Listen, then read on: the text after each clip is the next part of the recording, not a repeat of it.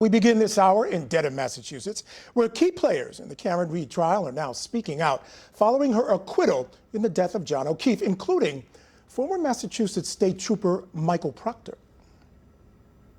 Yes, she's a babe. Weird Fall River accent, though. No ass. The defense hoped that the jury would interpret that testimony as indicative of a biased investigation. Michael Proctor was radioactive in that second trial. Neither side decided to call him to the stand, but his text messages were still entered as evidence through his supervisor, Yuri Buchanan. Now, hours after Wednesday's verdict, ABC News Magazine Program 2020 aired an interview with Proctor. Here, he describes how he felt about Read during the investigation into John O'Keefe's death. At what point did you develop such strong negative feelings about Karen Read that you would say things like, hopefully she kills herself, or calling her the C word? Those feelings developed as the case went on. I mean, can you see how people might think, he was caught in this instance speaking about a suspect in this way. Maybe it's happened in other cases as well. I 100% understand why people would think that. But when you have, a fellow police officer around my age, 2 kids of his own, it generates an emotion. And I express those emotions in a negative way, which I shouldn't have. I shouldn't even, been texting my friends anything. They are what they are. They don't define me as a person. They're regrettable. I'll say, let's welcome in our guest for this hour, defense attorney, former head prosecutor Bob Bianchi. Bob, great to see you. Thank you so much for joining me on the program here on Friday. First and foremost, I want to get your reaction to the verdict. I think it wasn't a major surprise. I always said I didn't see how 11 people could agree on anything in this case. I'm even surprised they agreed on an acquittal. Yeah, Michael, that's a good point. But, listen, you know how I feel about this case, and I may be coming from a really sterile and antiseptic lawyer prosecutorial piece, but the case disturbed me. As a former homicide prosecutor who's tried many homicide cases, it wasn't that the case was hard. It was the ineptitude, the nefariousness, the destruction of evidence, the things that did not happen that should have happened, the bias that this guy who's supposed to be, for example, you just had there, Proctor, an independent person, has already become judge, jury, and executioner with regard to his feelings that she's guilty. The solo cups used to preserve evidence, not getting Ring camera video. What I mean by saying all this is if this file were laid in Bob Bianchi's hands and I was asked to do the most draconian thing under the Constitution of the United States, and that is take the liberty of another human being by trying to prove they're guilty of a crime beyond a reasonable doubt. Yours truly was never afraid of a hard case.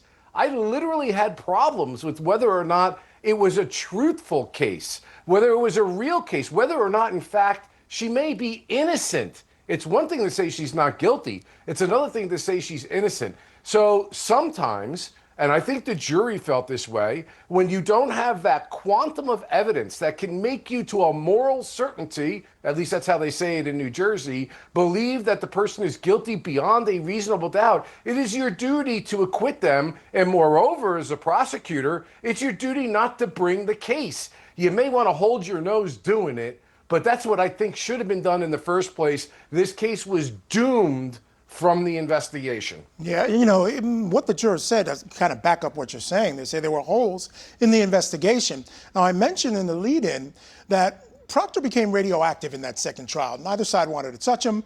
They left him off to the side, never took the stand. I wonder, listening to what some of the jurors had to say regarding all the holes in the investigation, if that was a mistake. Yes, there were problems with him, but you call him and let him talk about the fact that, yes, I did these horrible things, but it had no bearing on my investigation. I wonder if that would have helped the prosecution at all.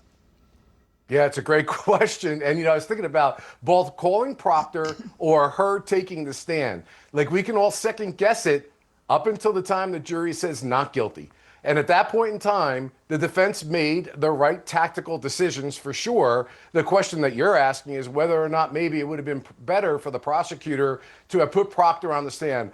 I have to be honest with you, I've had to sleep with some pretty, when I say sleep, euphemistically speaking, as a trial lawyer, with some pretty non-great witnesses. Whether I'm flipping a witness or a co-defendant who's testifying in a murder and has gotten the benefit of a plea agreement, or even a cop like Proctor, one, I think he would have had to been given immunity. I'm not sure if that was ever discussed here. But if I did, I'd have to own it from the beginning. So I know from the opening statement, I would have to be already explaining the credibility issues with Proctor. And as a prosecutor, in my mind, I'm thinking that as a defense lawyer, all they're going to say is, they already told you from the beginning because they knew he was a problem. But you know why they put him on the stand? Because they had to put him on the stand because there wasn't enough evidence without him. So the prosecution was literally put between a rock and a hard place about putting Proctor on the stand. Just like I personally would not have admitted all the statements that Karen Reed had made to the media. I think that that is a tactical mistake because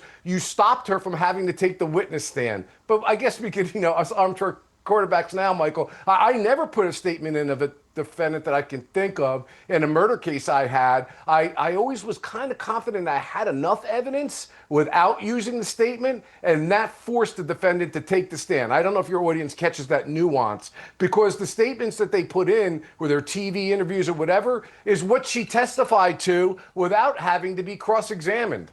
Fair enough. But she testified just by her actions. It's interesting. At least one of the jurors, juror number 11, talked about her initial impressions of Karen Reed, but also talked about the fact that it changed over time. Let's take a listen. Oh, I'm sorry. It's a full screen. I thought we had her on tape. So I have it on full screen. Here it is. She says, to be absolutely honest, on the first day of trial, as I observed Karen's demeanor in court, I was very suspicious. It felt like she was hiding something. Her confidence gave off an impression of arrogance. Over time, I came to understand that I was looking at a woman who had already lost so much. The fact that she was able to remain calm, composed, and actively involved in her own defense became something I admired. I found that to be amazing, Bob. Well, I'll tell you what, we learn every day, right? And me and you have talked about this literally, like I think it was in the Diddy context. Like I was very upset when a judge is telling somebody how to respond, because jurors are looking at the non-communicative behavior, and maybe that was wrong in that case. But what I'm saying is that what's the way the defendant's supposed to look? Lawyers are always telling their clients, just look straight ahead, don't have any facial expressions. But jurors are listening to really horrible testimony, and then they're looking at the defendant, and they're seeing no reaction in the defendant. And obviously here, those reactions make a difference. I'm going to be addressing it the next time I try a case. Yeah, I always used to say, just be yourself. Just be yourself, because I think people pick up on phony very quickly. I'd rather deal with their impressions of you as to who you are, as opposed to some kind of phony reaction that I'm trying to make you give this to the court and the jury.